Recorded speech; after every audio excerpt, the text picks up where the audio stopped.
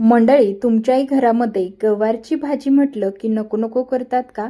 तर चला या पद्धतीने ही सिक्रेट गवारची भाजी बनवा. अगदी लहान मोठे सगळेच आवडीने खातील, विश्वासाने सांगते. त्यामुळे रेसिपी शेवटपर्यंत बघा आणि आवडल्यास व्हिडिओला एक लाईक नक्की करा. तर इथे आपण घेतलेल्या आहे गवारीच्या फ्रेश अशा शेंगा. तर ह्या गावरान शेंगा आहेत. आता ह्या गवारीच्या शेंगा आपल्याला सर्वप्रथम स्वच्छ अशा धुवून घ्यायच्या आहे. यामध्ये पाणी घालून घेतलं आणि आता ह्या गवारीच्या शेंगा चोळून चोळून व्यवस्थित धुवून घेऊया. म्हणजेच काय तर यावरती कुठलेही औषध मारलेलं असेल ते आपल्याला धुवून घ्यायचं आहे. आता इथे पहा, गवारीच्या शेंगा पूर्णपणे स्वच्छ 2 ते 3 पाण्याने धुवून घेतल्या. त्यानंतरच आपल्याला ह्या गवारीच्या शेंगा मोडून घ्यायच्या आहे.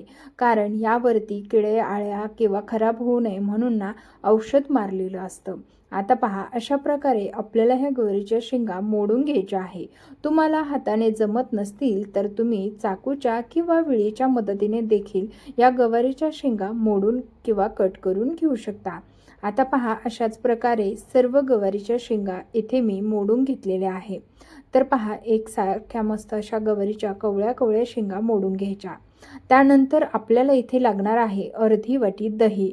आता ह्या अर्धी वाटी दह्यामध्ये घरगुती मसाला घातलेला आहे 1 चमचा, पाव चमचा हळद, तसंच धना जिरा पावडर आणि कांदा लसूण मसाला, त्याचबरोबर चवीनुसार मीठ यामध्ये घालायचं आहे. आता यामध्ये तुम्ही ना मसाले कमी अधिक करू शकता. जसं की आमच्या घरामध्ये जास्त प्रमाणात मसाल्याचं खात नाहीत, त्यामुळे इथे मी मसाले आपले घरगुतीच वापरलेले आहे. पण तुम्हाला जर खूपच मसालेदार चटपटीत हवं असल्यास यामध्ये एखादे 2 मसाले तुम्ही अगदीच वाढवू शकता. त्यानंतर आपल्याला हे मसाले घालून दही फेटून याची पेस्ट तयार करून घ्यायची आहे. तर पहा, अशा प्रकारे आपल्याला हे दही जे आहे ना ते यामध्ये फेटून घेऊन स्मूथ अशी पेस्ट तयार करून घ्यायची आहे. जोपर्यंत एकसारखं हे दही व मसाले मिक्स होत नाहीत तोपर्यंत अशाच प्रकारे आपल्याला हे छान असं फेटून घ्यायचं आहे. जर तुम्ही व्यवस्थित दही फेटल्या गेलं नाही तर तुमची ही रेसिपी चुकू शकते. त्यामुळे दही पहा, अशा पद्धतीने एकदम मस्त असं फेटून झालेलं आहे. आता लगेचच इकडे कढई ठेवूया. कढईमध्ये 2 चमचे तेल घालून घ्यायचं आहे. त्यामध्येच घालायचं आहे 2 ते 3 चमचे बेसन पीठ. आता बेसन पिठामधून हलकासा खमंग वास येईस्तवर आपल्याला ते तेलावरती भाजून घ्यायचं आहे. तर पहा, इथे ना अशा प्रकारे हे बेसन पीठ आपल्याला भाजून घ्यायचं आहे. आता बेसन पिठामधून हलकासा सुगंध यायला लागला की लगेचच आपल्याला त्यामध्ये मोडून घेतलेल्या गवारीच्या शेंगा घालून घ्यायच्या आहे. गवारीच्या शेंगा मी मोडल्यानंतर देखील एकदा धुवून घेतलेले आहे. आता आपल्याला ह्या गवारीच्या शेंगा व बेसन पीठ छान असं भाजून घ्यायचं आहे. जर तुम्हाला अजिबातच तिखट खायचं नसेल, मसालेदार खायचं नसेल तर पहा, यावरती आपण थोडंसं मीठ देखील घालून घेणार आहोत. मिठामुळे आपल्या गवारीच्या शेंगाला छान खमंग खरपूस अशी चव येते. त्यामुळेच आपण इथे थोडंसं मीठ घालून घेतलं. आता थोड्या वेळासाठी अशा पद्धतीने परतवून घेतलं. या गवारीच्या शेंगा अशा थोड्याशा पसरवून ठेवायच्या आहे, म्हणजे पटकन भाजल्या जातील.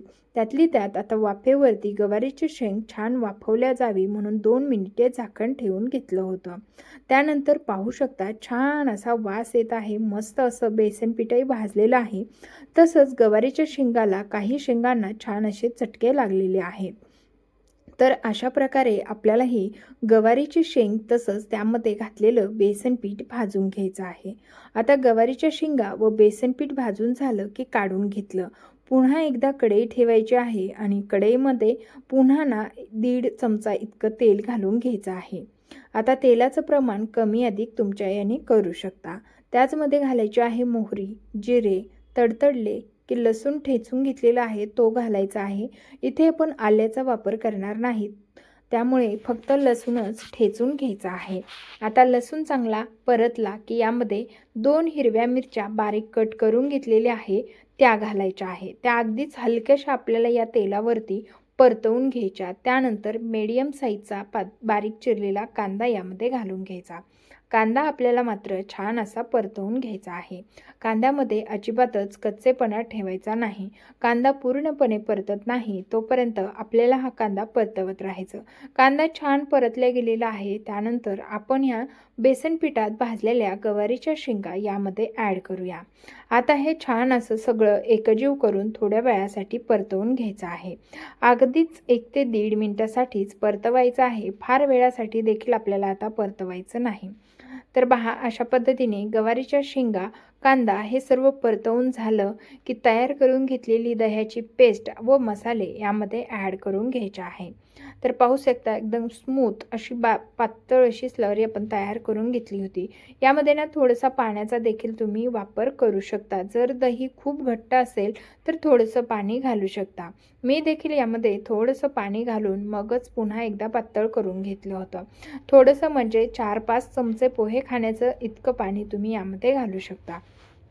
त्यानंतर आपल्याला आता हे व्यवस्थित असं मिक्स करून घ्यायचं आहे. इथे पाहू शकता या दह्याच्या पाण्यावरतीच आपल्याला हे सगळं शिजवून घ्यायचं आहे. यामध्ये कुठेही आपल्याला एक्स्ट्राचं पाणी अजिबातच घालायचं नाही. त्यानंतर आता इथे आपल्याला यामध्ये घालायची आहे कट करून घेतलेली कोथिंबीर आणि त्यानंतर यावरती आपण झाकण ठेवून घेणार आहोत. झाकण ठेवल्यामुळे काय होतं, छान असं ह्या भाजीला तेलही सुटतं, शिवाय ही भाजी छान शिजल्या जाते. त्यामुळे झाकण ठेवून 2 ते 3 मिनिटे भाजी शिजवून घेतलेली आहे. आणि तुम्ही पाहू शकता इथे आपल्या दह्याचं किती मस्त असं पाणी झालेलं आहे. आणि दह्याचं पाणी झाल्यामुळे काय होतं की ही भाजी आणखीनच चविष्ट तयार होते. तर आज आपण बनवलेली आहे दही गवार.